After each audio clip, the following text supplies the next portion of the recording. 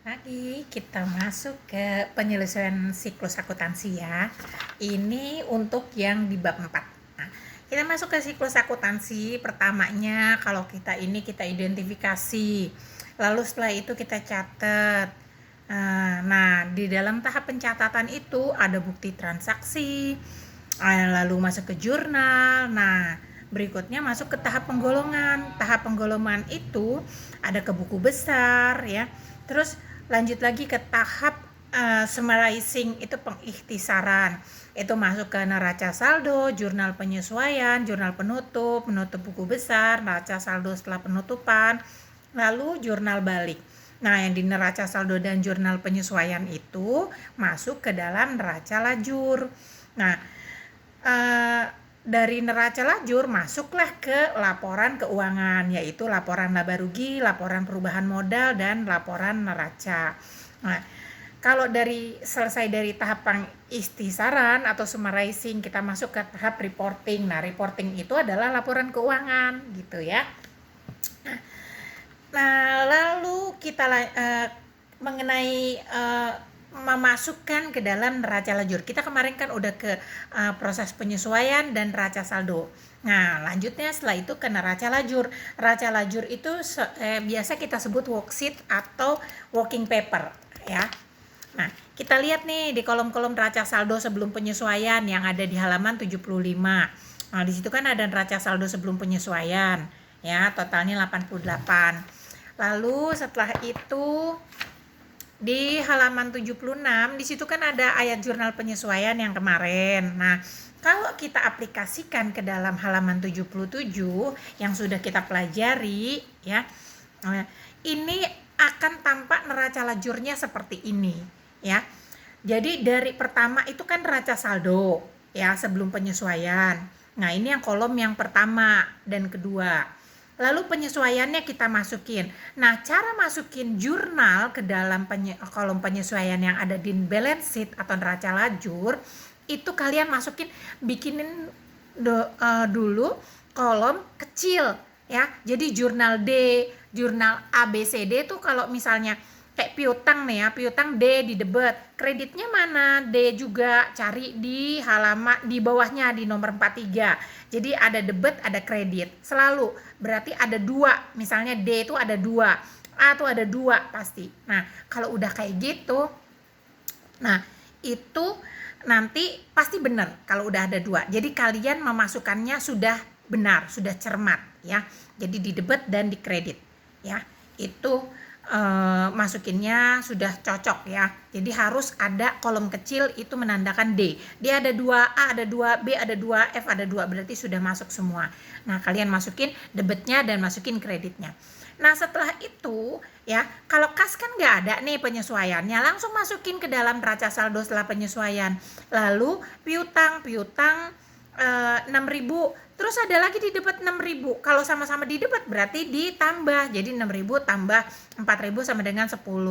Nah, kalau ada bahan habis pakai di debit 1.500, terus ada lagi di kredit nih 900, berarti kalau beda dikurang dong. Nah, jadi berarti 1.500 dikurang 900 sama dengan 600 gitu ya.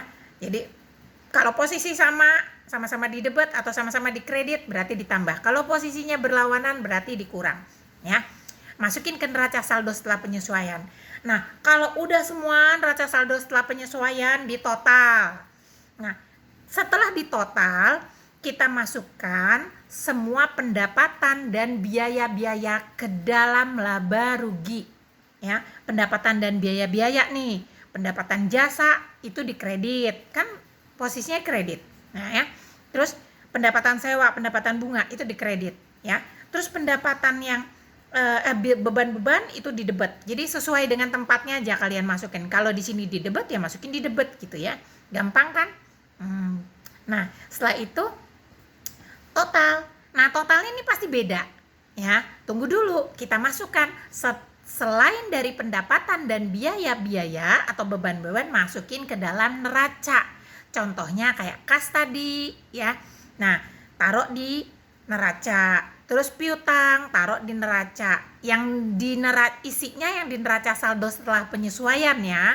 Nah, pindahin semuanya ke dalam neraca ya, yang selain pendapatan dan beban. Nah, kita total lagi. Nah, totalnya di situ total laba rugi debit sama kredit beda kan? Nah, kita garis bawahnya, diseling satu baris itu total, kita ambil yang besar. Di sini kan yang besar yang di laba rugi kan 35.500, totalin jadi 35.500 ya. Nah, yang debitnya kan 10.000, supaya jadi 35.500 harus ditambahin berapa? Jadi 35.500 kurang 10.750 sama dengan 24.750. Begitu juga yang di neraca, totalin ya, 84 dan 61.250. Ambil yang paling gede, 86 dan 86 ya. Nah, setelah itu yang totalnya 61 supaya jadi 86 harus diapain? Ditambah 24.750. 86 dikurang 61 250 sama dengan 24.750. Nah, total yang ada di laba rugi, selisih yang ada di laba rugi dengan selisih yang ada di neraca itu harus sama. Itu merupakan laba bersih dari perusahaan ya. Lihat di bagian kirinya tulisannya, laba bersih di kolom nama akun ya. Jadi itu labanya ya, sebesar 24.750. Gimana kalau labanya adanya di kredit ya? Berarti rugi gitu ya. Udah cuman gitu aja, selesai deh neraca lajur. Nah, setelah udah selesai neraca lajur, kita bikin neraca saldo. Nah, ini kan neraca saldo setelah penyesuaian. Kita kita salin nih yang tadi neraca saldo setelah penyesuaian ke sini. Ini yang kolom yang kolom ke 5 dan 6 tuh 96, kita masukin ke sini ya. Terus akumulasi itu adanya di kredit ya, kita masukin. Nah, setelah itu kolom-kolom laporan laba rugi dan neraca nih ada di halaman 80. Nah, ini dirinci ya, pendapatan jasa. Jadi berbentuk laporan. Isiannya dari sana tadi dari neraca lajur ya, tinggal kita pindahin aja laporan laba rugi. Pendapatannya apa sih? Pendapatan jasa, sewa, bunga. Nah, masukin di kredit. Nah, yang beban apa semua masukin ya. Jadi dikurang ya.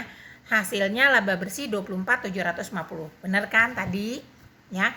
Terus ekuitas, modal awal kan 50.000, terus ditambah laba bersih 24.750 barusan dari laporan laba ya. Terus price-nya 5.000, jadi berarti 19.750. Jadi 50 ditambah 19 sama dengan 69.750. Lalu aset, neraca. Nah, neraca ini masukin semua yang ada di kolom neraca tadi kecuali modalnya masukin dari laporan perubahan ekuitas yang ada di sini. Masukin deh di modalnya ya, dari laporan perubahan modal pindah ke modal yang ada di neraca ya, jadinya 69. Terus totalnya jumlah aset harus sama dengan total liabilitas dan ekuitas 78.750. Nah, sampai situ selesai.